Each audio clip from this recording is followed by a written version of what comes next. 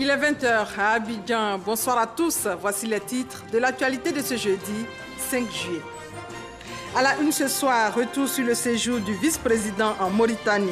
Daniel Kablan-Duncan a échangé également avec la communauté ivoirienne résidant dans le pays.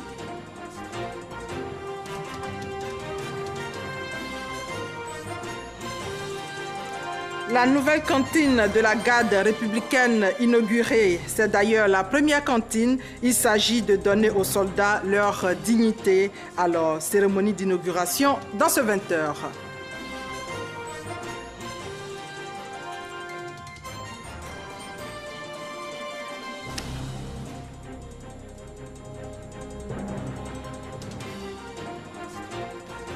On ira également dans ce 20h à l'ouest de la Côte d'Ivoire, précisément dans le canton Guébié, pour parler cohésion sociale et paix, gage de développement. Tout sur le processus sur place dans ce 20h.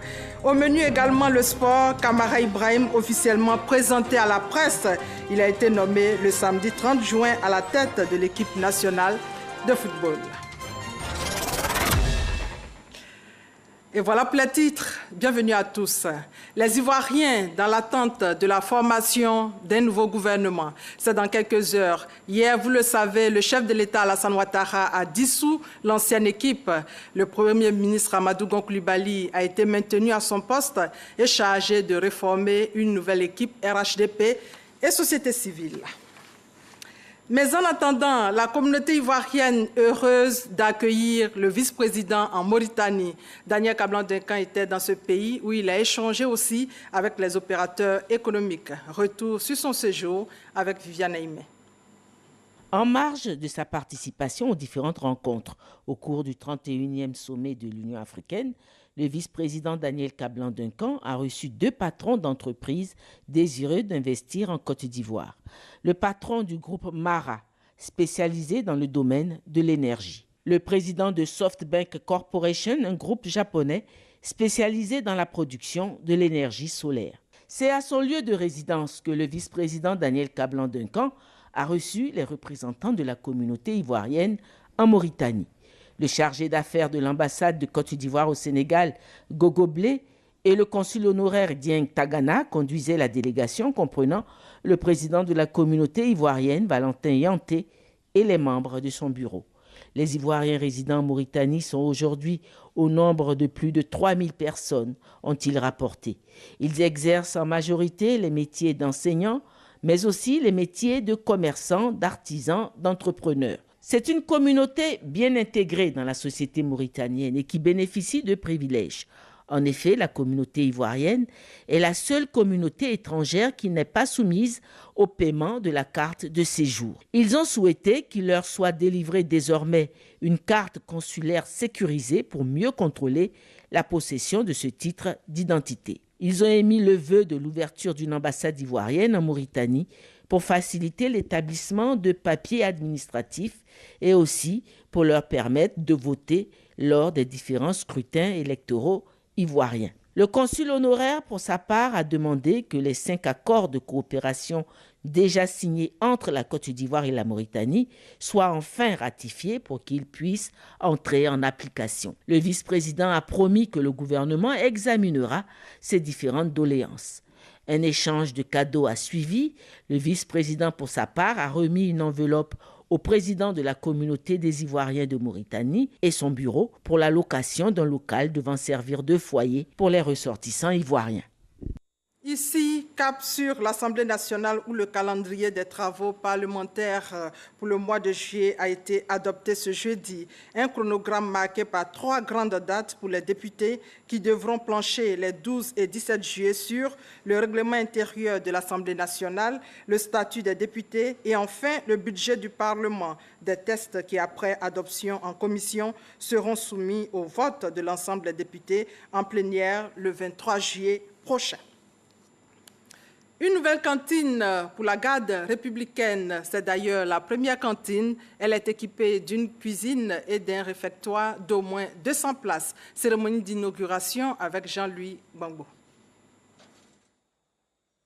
Une cuisine ultra-moderne, tout équipée pour la première compagnie de la garde républicaine. Elle vient améliorer les conditions de vie et de travail des militaires. C'est un bâtiment construit sur une superficie de 642 mètres carrés. Il comprend une cuisine avec des équipements modernes et un réfectoire d'au moins 200 places. Une inauguration faite par le ministre Ahmed Bakayoko qui s'inscrit dans le cadre d'un programme d'urgence de réhabilitation, de construction et d'équipement de cuisine dans les casernes militaires de Côte d'Ivoire. Réceptionnant l'ouvrage, le chef d'état-major général des armées, le général de corps d'armée Touré Sekou, a exprimé la gratitude et la reconnaissance de la garde républicaine au chef de l'État Alassane Ouattara pour la marque d'attention manifestée à l'endroit des armées. Les cérémonies d'inauguration sont pour nous des instants mémorables car sont des preuves palpables des énormes efforts consentis en matière d'infrastructure et d'amélioration des conditions de vie et de travail de nos hommes. Qu'il me soit permis d'exprimer notre infinie gratitude et reconnaissance à son Excellence, Monsieur le Président de la République, chef suprême des armées, à Monsieur le Vice-président et à Monsieur le Premier ministre pour les sacrifices consentis et les énormes efforts déployés pour rendre notre outil de défense plus moderne, plus professionnel et plus opérationnel. Ahmed Bakayoko a souligné que la réalisation de cette cuisine moderne dénote de la volonté du président Alassane Ouattara d'améliorer les conditions de vie dans les casernes en vue d'avoir des soldats plus motivés et engagés au service de la nation. Quand on regarde la garde républicaine, on a une démarche particulière. C'est pourquoi j'ai insisté pour que nous aussi, on ait un regard particulier vis-à-vis de la garde républicaine. Et je me dis que si nos hommes sont bien, ils vont forcément donner du résultat qui va faire le plaisir et le bonheur des populations. C'est pourquoi je suis davantage heureux qu'aujourd'hui, nous puissions venir inaugurer quelque chose qui va concrètement, dès ce soir, changer la qualité de leur repas. Birahima Ouattara, parrain de la cérémonie, a invité les soldats de la garde républicaine à la discipline et au travail. 10 unités des forces armées et de la gendarmerie nationale de Côte d'Ivoire sont concernées par ce programme d'urgence de réhabilitation, de construction et d'équipement de cuisine dans les casernes du pays. Journée porte ouverte à l'École nationale de gendarmerie. C'était l'occasion pour les populations civiles de découvrir et comprendre le fonctionnement de cette unité de défense en vue d'une meilleure collaboration. Olivier Iriebi et Gabriel Zani. Démonstration du savoir-faire du corps d'élite de la gendarmerie nationale sous le regard admiratif du public. Saisie de boucliers anti-émeutes, maintien de l'ordre. Durant 3 jours, gendarmes et civils ont échangé à l'occasion des journées portes ouvertes de cette unité de défense. Une rencontre riche en découvertes. On est belle, on a posé beaucoup de questions, ils ont bien répondu à nos questions. Je suis vraiment satisfait de l'ambiance menée par la gendarmerie ici et ici de l'accueil. Dans la gendarmerie, on a constaté que c'est resté un peu un mythe. L'accès était difficile, mais avec cette journée porte ouverte, ça permet à chacun de découvrir quand même ce corps d'élite. Pour le commandant supérieur de la gendarmerie nationale, l'initiative a tout son sens. Elle a permis de renforcer les relations entre forces de l'ordre et population en vue de rendre efficace le système de défense et de protection nationale. Sans confiance, il n'y a pas de collaboration efficace. Durant ces 3 jours, nous avons vu gendarmes et population échanger, rire, prendre des photos. Telle est l'image de votre gendarmerie. Elle est au service de la population et de ce fait, elle ne peut exister sans vous. Braves gendarmes, nous avons prêté serment de protéger et de servir les populations. Nous avons pour obligation de veiller au respect de ce serment, combien de fois sacré pour tout membre des forces armées. Depuis la création de la gendarmerie nationale en 1960, c'est la toute première fois que les journées portes ouvertes sont organisées. Selon les responsables de cette unité d'élite, l'initiative a connu le succès escompté. Des innovations sont annoncées en vue de rendre plus attractives les prochaines rencontres avec le public. Le Conseil national de sécurité forme des forces de défense et de sécurité en partenariat avec le programme des Nations unies pour le développement. Il s'agit de renforcer la confiance et la cohabitation pacifique entre les forces de défense et de sécurité et les populations. Ahmed Traoré et Abou Sanogo. Créer un cadre permanent de dialogue socio-sécuritaire favorisant le rétablissement de la confiance entre forces de défense et de sécurité et les populations en Côte d'Ivoire d'une part et d'autre part entre forces de défense et de sécurité elles-mêmes. C'est tout le sens des rencontres de dialogue organisées conjointement par le Conseil national de sécurité et le PNUD. Nous avons organisé ces ateliers-là à l'intérieur du pays. Nous sommes à la phase d'Abidjan, qui est la dernière phase en principe, et qui doit permettre de mettre en place un comité civilo-militaire. C'est un comité composé de personnalités mixtes, à la fois militaires, paramilitaires et civiles, et qui a pour mission de veiller à la bonne entente entre la population et les forces de défense et de sécurité. Une initiative jugée opportune par les participants. La question sécurité est une question très importante qui préoccupe chacun de nous. Et quand il s'agit de se retrouver comme ça pour poser des bases d'une réflexion, en sorte de trouver des solutions, c'est, disons, une idée très importante, intéressante, pour laquelle chacun de nous doit s'y mettre. Faire en sorte que dans nos communes, nous retrouvions la cohésion, la solidarité, la fraternité et que la paix règne. Le Conseil national de sécurité entend poursuivre ses activités en sensibilisant la population sur les attitudes et comportements citoyens à adopter. Autre actualité, le droit des migrants et réfugiés au menu de la 21e session des droits de l'homme, rencontre qui a pour objectif d'examiner et de vulgariser les 2 pactes mondiaux visant la protection des droits de l'homme et des droits des migrants. Le reportage de Frédéric Oulaï et de Abou Sanogo. En quête de nouvelles perspectives ou d'une terre d'asile, migrants ou réfugiés quittent leur terre d'origine pour une destination inconnue. Ils vivent pour la plupart dans des conditions précaires, conditions qui préoccupent les organisations internationales des droits de l'homme.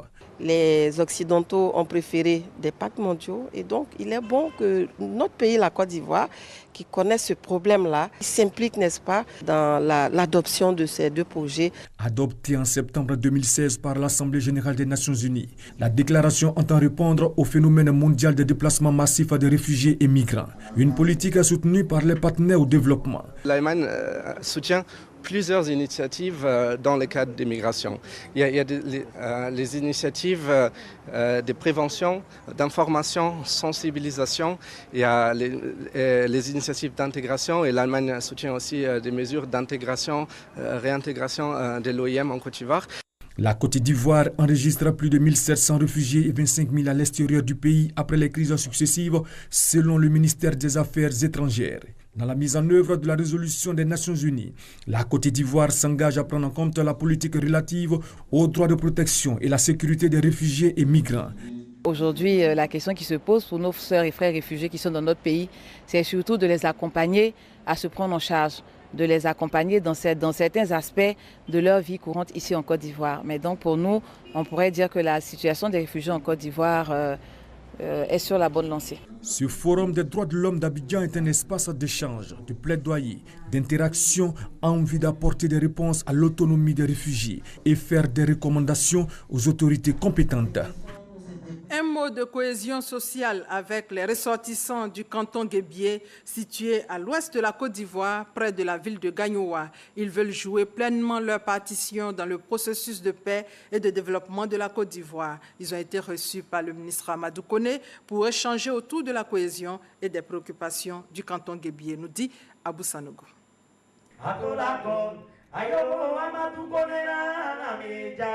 Le canton Guébié veut consolider son lien avec le reste de la Côte d'Ivoire.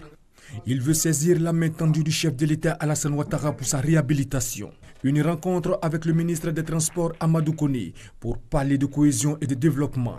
Pour les ressortissants de ce canton de la sous-préfecture de Niago-Dougnois, le Guébié est en phase avec la politique de cohésion sociale. Aujourd'hui, c'est le Guébié qui est mis en exergue. Et nous sommes très heureux parce que ressortissant du Guébié, une région qui a connu un drame, mais que nous essayons d'oublier pour aller dans la paix et la réconciliation comme le veut le président de la République. C'est un jour de rêve pour nous, un rêve réalisé, sinon chacun de nous se demandait si un tel jour pouvait se produire. Et voici un jour où nous n'attendions rien. C'est ce jour-là qui nous appelle. Nous voulons que le Guébié sorte un peu de sa torpeur. Et nous faisons confiance au président Ouattara, au gouvernement, pour que le Guébié, à travers le ministre Koné, le Guébié puisse être vu aujourd'hui autrement. Anne Désiré Oulouto et Amadou Koné ont invité les filles et fils du canton Guébié à être des ambassadeurs de la paix et à faire confiance au président de la République, Alassane Ouattara. Je voudrais avec eux plaider pour que le président de la République et le Premier ministre aient un regard particulier pour le peuple guébié. Le président de la République veut rassembler tous les Ivoiriens. Et les Ivoiriens lui font confiance. La démarche du peuple guébié consiste à dire ici que nous lui faisons confiance aussi. Je vais ici prendre l'engagement d'être donc votre ambassadeur auprès du Premier ministre, auprès du chef de l'État, pour que nous ayons un regard particulier. En retour, je vais vous demander, à vous aussi, d'être des ambassadeurs pour la paix, pour le pardon véritable et pour la réconciliation. Le président veut que la Côte d'Ivoire soit désormais en paix, soit désormais stable, que nous soyons unis et que nous travaillions pour que le pays soit toujours grand, avec tous les fils. Le ministre des Transports, Amadou Koné, sera l'invité du canton Guébié à Niago-Dougnoa le 11 août prochain. Le Guébié est composé de 7 villages, Niago-Dougnoa, Kragba-Lilié, Dodougnoa, Aboyo, Dalilié, Niamagnoa et Godelilié. On va maintenant visiter l'UFR des sciences pharmaceutiques et biologiques d'Abidjan. En 40 ans, l'UFR a formé 1884 pharmaciens qui exercent dans plusieurs domaines de la santé. La célébration du quarantenaire de l'UFR a été marquée par la présentation des différents métiers de pharmaciens, détaillés ici par Ami Sissoko. Derrière son comptoir d'officine, le pharmacien ne fait pas que vendre des médicaments. Conseil, assistance et gestion font aussi partie des responsabilités du pharmacien en officine, qu'il soit titulaire ou assistant. Il y a l'autre pan qui commence à être créé, le métier de l'assistanat, c'est-à-dire de consultance des pharmaciens en difficulté. À l'UFR des sciences pharmaceutiques et biologiques d'Abidjan, une officine de pharmacie expérimentale permet aux étudiants de joindre la pratique à la théorie. Nous voudrions que nos étudiants apprennent exactement ce qui les attend quand ils seront dans une officine de pharmacie. Donc on simule l'acte de dispensation des médicaments, on simule les échanges qu'il y a entre le pharmacien positionné là et le patient ou le client qui arrive dans l'officine. Tous les docteurs en pharmacie ne s'orientent pas qu'en officine. Le profil est utilisé dans l'industrie pharmaceutique, notamment comme responsable de la production de la qualité ou responsable du laboratoire pharmaceutique. Son travail, c'est de contrôler, tester les produits depuis les matières premières, en cours de fabrication et sur les produits finis. Une fois les médicaments produits et autorisés à la vente, ils sont mis à la disposition des grossistes répartiteurs. Un autre débouché pour le docteur en pharmacie qui fait le lien entre la production et les officines ou les hôpitaux. Donc, le grossiste répartiteur prend les produits soit au niveau local, donc les produits produits en local, ou les produits qui sont au niveau étranger. Donc, une fois ces produits stockés en Côte d'Ivoire, il les distribue à l'ensemble des officines de pharmacie sur le territoire du territoire. Dans la fonction publique, le pharmacien est également présent, évidemment au ministère de la Santé et de l'Hygiène publique. Les différents instituts de santé, les laboratoires nationaux de santé publique, les instituts nationaux de santé publique, ce sont des structures qui emploient les pharmaciens en tant que fonctionnaires, qui font soit de la recherche, qui font soit du laboratoire, ou bien qui animent en gros l'activité pharmaceutique. Avant de s'orienter vers ces différents métiers, le bachelier de série D ou C doit obtenir son doctorat en pharmacie après au moins 6 années d'études à la faculté des sciences pharmaceutiques et biologiques d'Abidjan. Le plus difficile est de passer le concours de la première année, le tronc commun. Le quota des étudiants varie en fonction des places et du matériel de formation disponible. Cette année, seuls 60 étudiants sont retenus sur plus de 500 postulants à l'UFR des sciences pharmaceutiques et biologiques. Par promotion, on ne devrait pas dépasser les 80 étudiants pour pouvoir leur donner un bon encadrement. La formation des pharmaciens, c'est une formation très pratique, très technique. L'UFR des sciences pharmaceutiques et biologiques d'Abidjan est l'unique institution de formation des pharmaciens en Côte d'Ivoire. En 40 ans d'existence, elle a formé 1884 pharmaciens en activité dans divers domaines de la santé. La célébration du 40aire de cette faculté était l'occasion d'échanges et de partage d'expériences. Et puis, cette opération d'évaluation des établissements universitaires privés, l'opération a démarré depuis le 2 juillet sur toute l'étendue du territoire ivoirien. Les détails avec Patricia Omouetia. L'enseignement supérieur, dont l'accès est ouvert à tout bachelier, est assuré par 6 universités publiques, une université virtuelle, 28 universités privées, 46 grandes écoles publiques et 210 grandes écoles privées. La qualité de l'enseignement supérieur est devenue un débat préoccupant pour 3 principales raisons. Répondre aux besoins croissants des employeurs de compétences diverses et plus élevées, répondre à la demande sociale des parents sur la qualité des prestations dans l'enseignement supérieur et répondre enfin à une compétition internationale entre les établissements pour attirer les meilleurs étudiants et recruter les meilleurs enseignants. L'auto-évaluation va évaluer la transparence et l'impartialité du processus pour que le ministère ne soit pas juge et partie. Cet exercice qui court jusqu'au 13 juillet se fait sur la base d'une évaluation interne et externe, un processus qui devrait aboutir à des analyses, des résultats et des recommandations pour le développement des établissements supérieurs de recherche.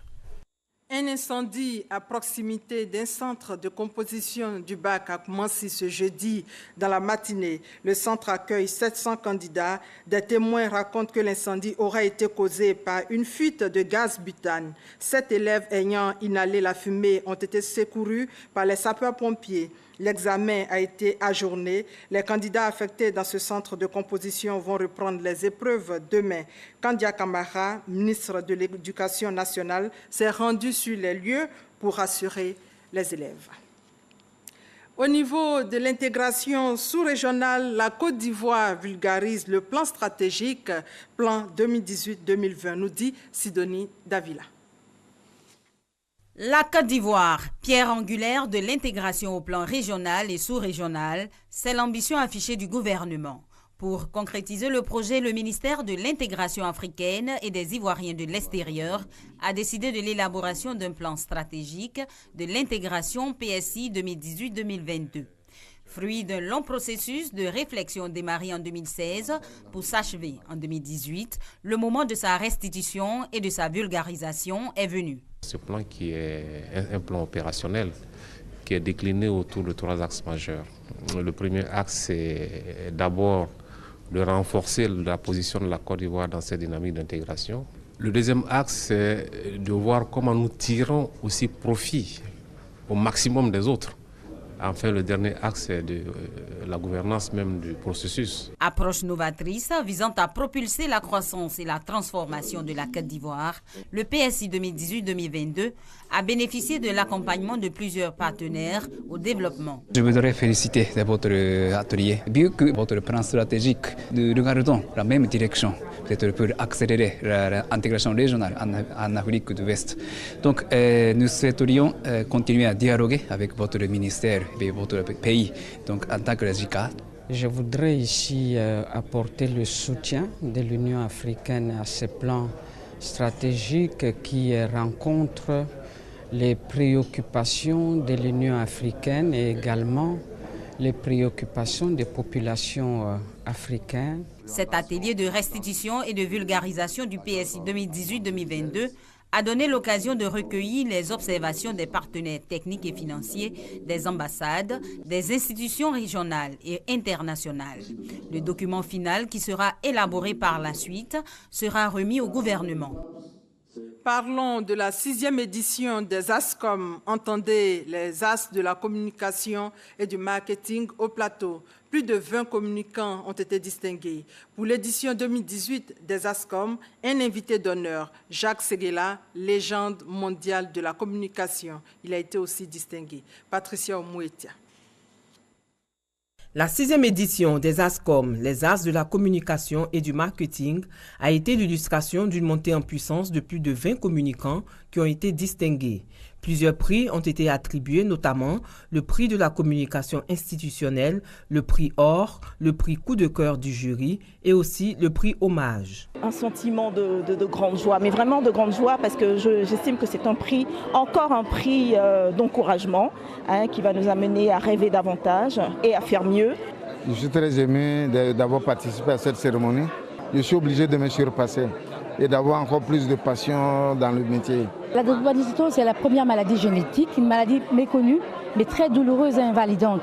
Donc nous, dans notre motivation, c'est d'aider à faire un plaidoyer auprès des autorités afin de nous accompagner pour l'amélioration des conditions de vie de cette maladie-là. Oui, aujourd'hui je suis lauréate, ça me fait bien plaisir, mais ce qui me fait encore plus plaisir, c'est de voir que le travail de notre ancien patron Ousmane Sy Savané est reconnu. On lui a donné un prix spécial et ça me fait plaisir de voir ça parce que c'est eux qui ont fait la pub en Côte d'Ivoire. Invité d'honneur et lauréat du prix Achievement Awards, Jack Seguela, célèbre publicitaire, estime que la publicité peut aider l'Afrique à avancer. Géographiquement, Abidjan, c'est le cœur de l'Afrique. Je vois bien que les publicitaires de l'Abidjan sont des publicitaires qui ont choisi la publicité du cœur.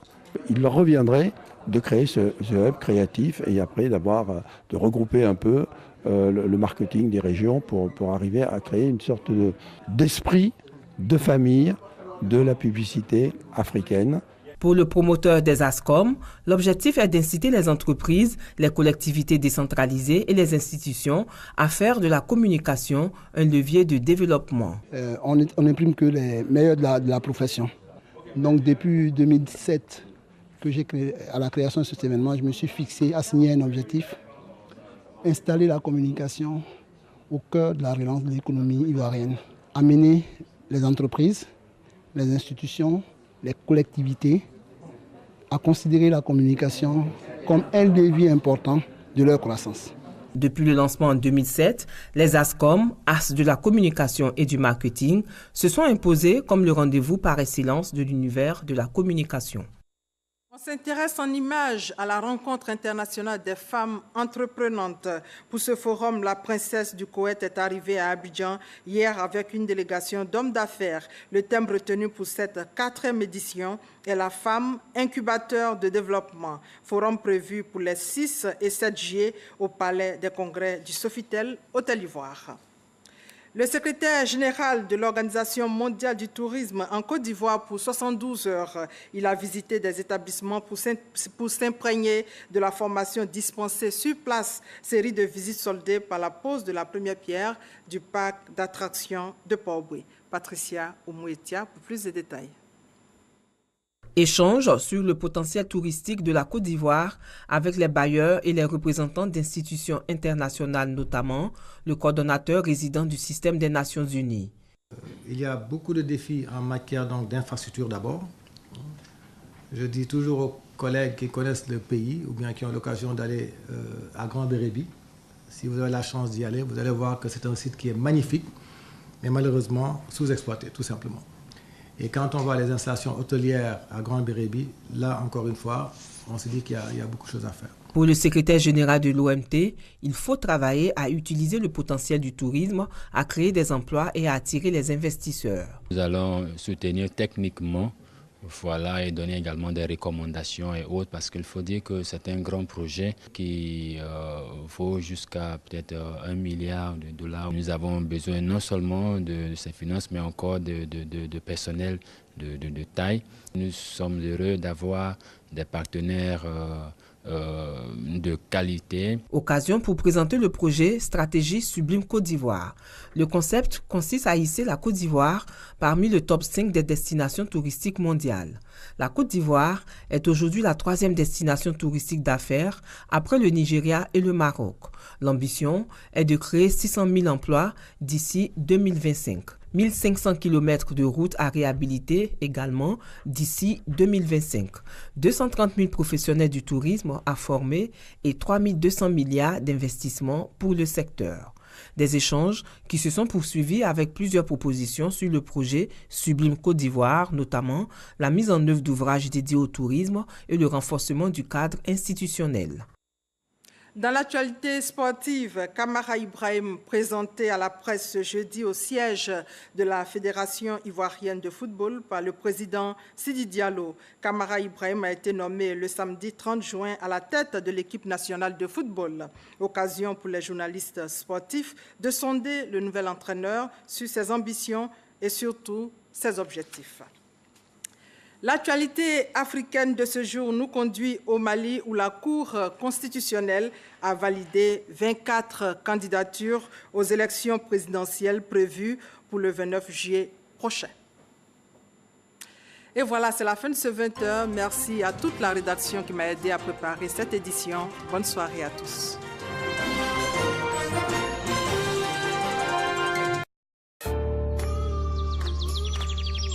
Une nouvelle étiquette pour Candia. Candia le lait, onctueux, soyeux, crémeux. Candia, c'est le bon goût du lait. Moi, c'est Candia. Bienvenue sur MyCMU, votre application mobile pour tout savoir sur la couverture maladie universelle CMU. Simple d'utilisation, MyCMU facilite la vie des assurés en donnant toutes les informations utiles. MyCMU fonctionne sur les téléphones Android et ne nécessite pas de connexion Internet. Grâce à votre application, vous obtiendrez des informations sur les sites d'enrôlement, l'état de vos cotisations, le panier de soins, les centres de santé, les pharmacies du réseau CMU. MyCMU vous permet également d'effectuer votre pré-enrôlement avant de vous rendre dans un centre pour finaliser l'opération. Alors n'attends plus, télécharge-moi sur Play Store et la couverture maladie universelle n'aura plus de secret pour toi.